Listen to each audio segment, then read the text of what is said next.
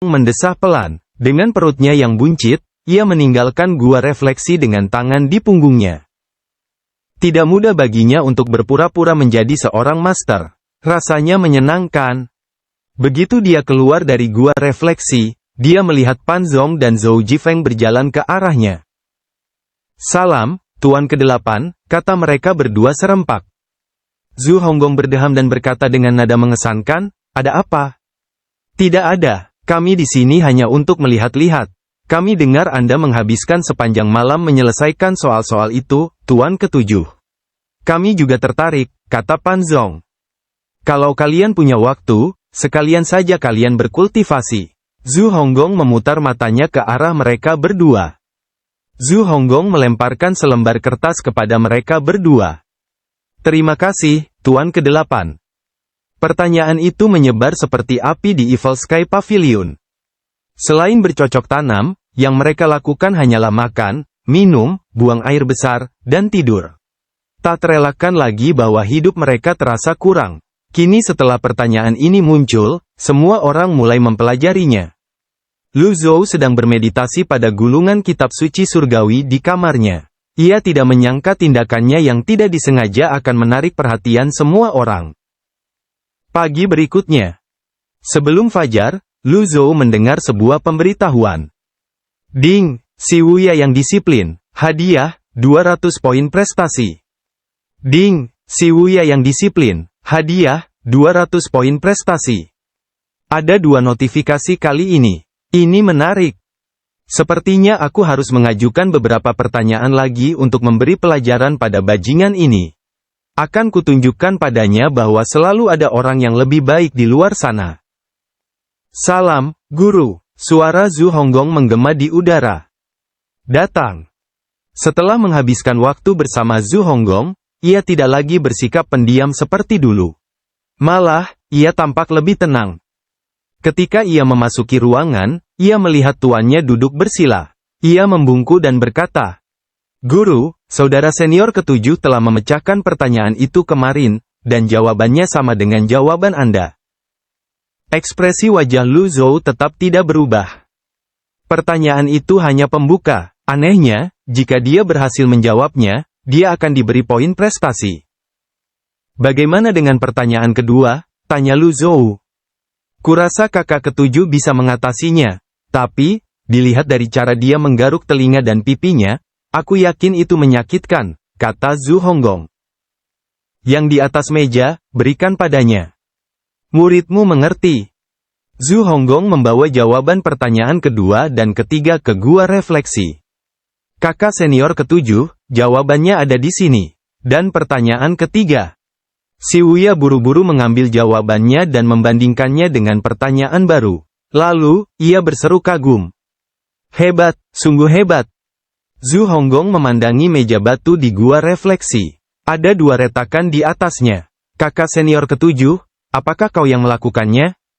"Aku tidak bisa menahan diri," kata si Wuya sambil melihat kertas itu. "Kakak ke-7, berhentilah menjawab soal-soal itu. Membosankan. Keluar." Suara si Wuya dingin dan tanpa emosi. "Hah?" Zhu Honggong terkejut. Ia buru-buru berkata, "Aku pergi dulu." Setelah Zhu Honggong pergi, si Wuya menjadi tenang. Si Wuya menenangkan diri dan bergumam pada dirinya sendiri. 23, 128. 233. Aku hanya salah satu dari mereka. Saya belum pernah melihat guru menggunakan metode seperti itu untuk mengekspresikan dirinya. Ini membuka mata saya. Petik 2. Jawaban pada kertas itu tidak hanya berisi jawaban-jawaban, tetapi juga berisi hal-hal yang tidak diketahui secara hipotetis.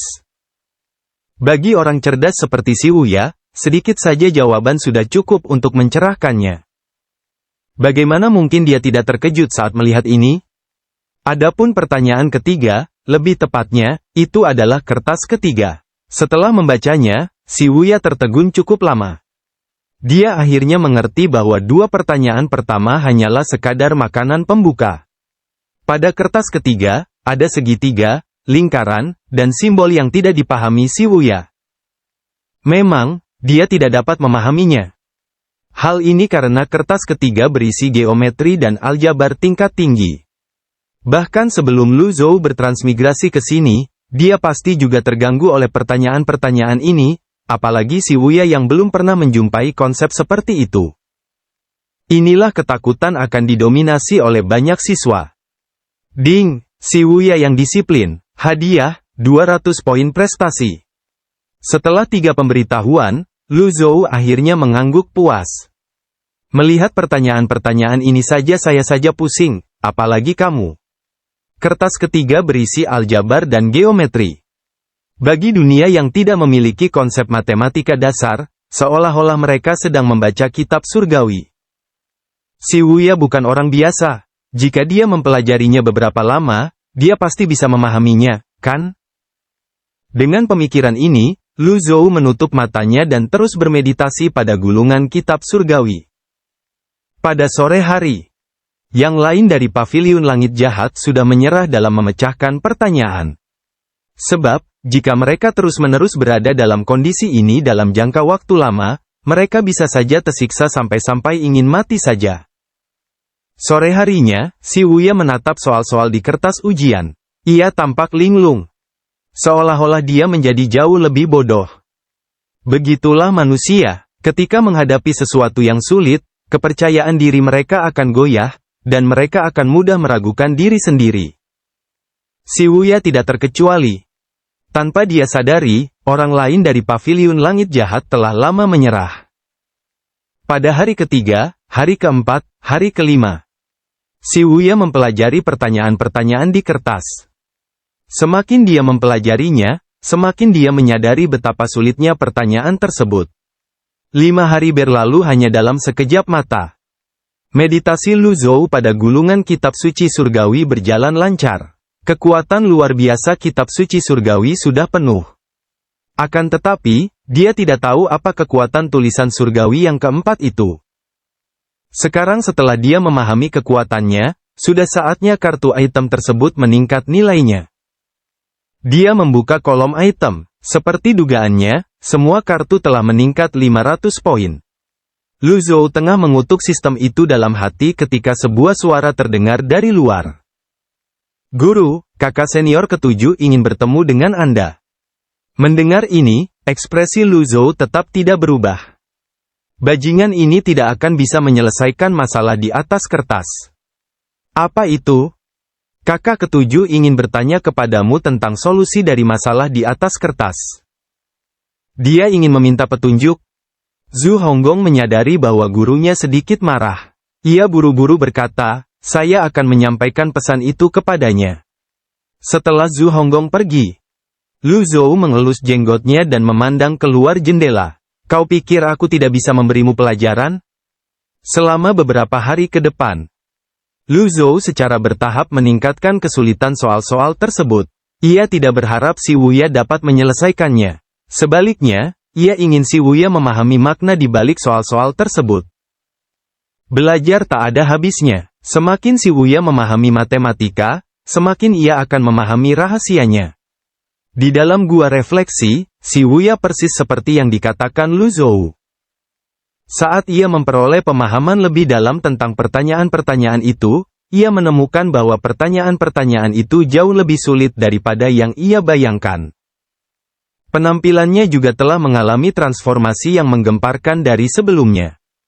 Ia tersiksa sampai-sampai ia tampak seperti orang gila. Rambutnya acak-acakan, dan pikirannya terfokus pada tumpukan kertas itu. Pan Zong melirik si Wuya sebelum berbalik dan pergi. Aku tak percaya Tuan Ketujuh bisa menjadi seperti ini. Pertanyaan-pertanyaan itu sungguh gila dan membuat bulu kuduk berdiri. Lupakan saja, kau bahkan tidak bisa memahaminya. Pan Zong dan Zhou Jifeng hendak meninggalkan bagian belakang gunung. Seorang murid perempuan berlari menghampiri mereka.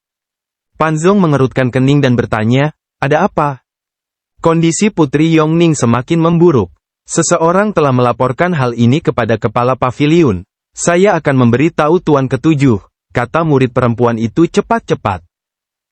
Pada saat ini, si Wuya, yang selalu mengabaikan dunia luar, muncul di pintu masuk gua refleksi. Dia memiliki lingkaran hitam di bawah matanya dan ekspresinya lesu. Dia mengerutkan kening sambil bertanya, ada apa dengan Yongning? Betapapun tidak berperasaan dan tidak berperasaannya si Wuya, dia tidak akan tinggal diam dan melihatnya mati. Bagaimanapun, Yongning telah banyak membantunya. Meskipun ia tidak memiliki perasaan apapun terhadapnya, ia tetap berhutang budi padanya. Murid perempuan itu menceritakan situasi Putri Yongning. Si Wuya mengerutkan kening saat mendengarkan. Setelah beberapa saat terdiam, si Wuya berkata, biarkan aku keluar. Pan Zong dan Zhou Jifeng tercengang. Mereka tak berani membiarkannya meninggalkan gua refleksi. Mereka hanya bisa menatapnya tanpa daya. Tuan ketujuh, bukan berarti aku tidak ingin membiarkanmu keluar. Hanya saja. Biarkan aku keluar, kata si Wuya. Ekspresinya menunjukkan dengan jelas bahwa dia harus meninggalkan gua refleksi. Masalahnya, bahkan jika Pan Zong dan Zhou Jifeng 10 kali lebih berani, mereka tidak akan berani membiarkannya keluar dengan mudah. Tanpa basis kultivasi dan senjatanya, dia tidak dapat mengabaikan penghalang gua refleksi seperti yang bisa dilakukan Yu Sangrong. Tepat ketika suasananya agak canggung, sebuah suara keras terdengar. Biarkan dia keluar. Pan Zong dan Zhou Jifeng menoleh. Duan Museng melayang di udara dengan tombak penguasa di tangan sambil melihat ke bawah ke arah gua refleksi. Baik, tuan ketiga, Pan Zong membungkuk. Tak lama kemudian, si Wuya muncul dari gua refleksi. Ia menatap Duan Museng yang melayang di udara. Si Wuya terkejut, aura Duan Museng tampak lebih kuat dari sebelumnya. Kultivasinya meningkat dengan kecepatan yang luar biasa. Si Wuya berkata, terima kasih, kakak senior ketiga. Duan Museng menggelengkan kepalanya. Bukannya aku ingin mengkritikmu, tapi apa gunanya mempelajari hal-hal berantakan itu seharian? Kalau kau punya waktu, kenapa kau tidak mempelajari teori kultivasi setelah memisahkan teratai emasmu dan memberi manfaat bagi paviliun langit jahat? Yang lain tentu akan menghormatimu. Tidak seperti dirimu, yang bahkan tidak punya kemampuan untuk menyelamatkan wanita yang kau cintai. Si Wuya, petik 2. Dia terdiam. Dia sebenarnya ingin membalas. Namun ketika dia teringat akan sifat pemarah kakak ketiga, dia berkata, aku akan mengingat ajaran kakak ketiga. Temui dia untuk terakhir kalinya, kata Duan Museng yang melayang di udara. Terakhir kali, jantung si Wuya tersentak.